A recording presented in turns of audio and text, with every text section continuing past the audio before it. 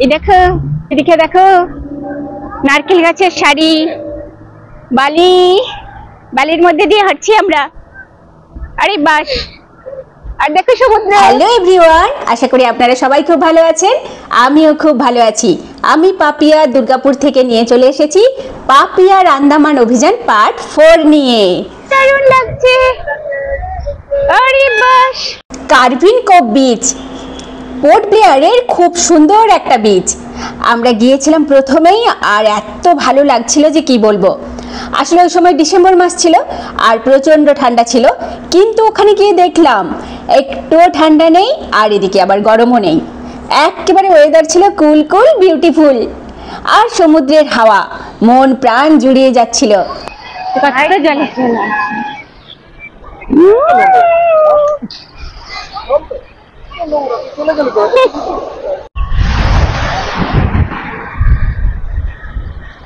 এই যে সমুদ্রের আওয়াজটা কি ভীষণ সুন্দর বলো দেখি। বিচে এসেই ছেলে কিন্তু একটুও টাইম ওয়েস্ট করেনি, ও সোজা চলে গিয়েছে সমুদ্রে। আর মেয়েও যাওয়ার জন্য জেদ করছিল। বললাম 5-6 দিন ধরে আমাদের জীবনই কাটবে জলের মধ্যে, আমাদের জীবন পুরো জলময়।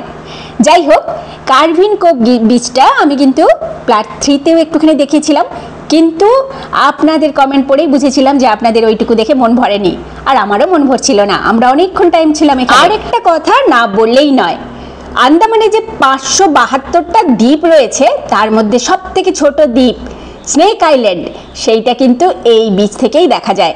অনেকেই কিন্তু নৌকা নিয়ে ওইখানে দেখতে যাচ্ছিল, আমরা যদিও যাইনি। অনেক চেষ্টা করেছিলাম মোবাইলে তুলবার জন্য, কিন্তু হলো না। যাই হোক, ওখান থেকে আমরা এরপর বেরিয়ে পড়লাম, আর বেরিয়ে আমরা সোজা চলে গেলাম বীর সাভারকার পার্কে। মেরিনা পার্কের পাশাপাশি আর একদম সেলুলার জেলের অপোজিটেই রয়েছে বীর সাভারকার পার্ক। বীর সাভারকার কে ছিল সেটা নিশ্চয়ই আপনাদেরকে আর নতুন করে বলার দরকার নেই। আমাদের যেসব মহান শহীদ রয়েছেন আর যাদেরকে এই কালাপানি জেলে বা সেলুলার জেলে পাঠিয়ে দেওয়া হয়েছিল, যারা কিন্তু ইংরেজদের ঘুম উড়িয়ে দিয়েছিল, সেই রকমই একজন হলেন বীর সাভারকার। তো আমরা বীর সাভারকার পার্কে চলে এসেছি। এখানে সেসব মহান শহীদদের এখানে দেখো সব আছে। তেলের ঘানি টেনে টেনে, বুঝলে তো, ঘানি টেনে টেনে এনার্জি। পুরো পার্ক জুড়ে কত কত পায়রা ঘুরে বেড়াচ্ছে। 100 বছরেরও বেশি দুঃখ কষ্ট যন্ত্রণা পার করার পর সুখ শান্তি আর সম্প্রীতির বার্তা বয়ে নিয়ে বেড়াচ্ছে যেন। আমরা ওখান থেকে বেরিয়ে পড়লাম, আর দেখছি পথের মধ্যে আবার ঝালমুড়িও বিক্রি হচ্ছে। ঝালমুড়ি, আর আমরা এগিয়ে চললাম সেলুলার জেলের দিকে। আজকের ভিডিওটা এই পর্যন্তই। পরের ভিডিওতে সেলুলার জেলের গল্প নিয়ে চলে আসবো। সঙ্গে থাকবেন সবাই। আর এখন টাটা বাই বাই, ভালো থাকবেন সবাই।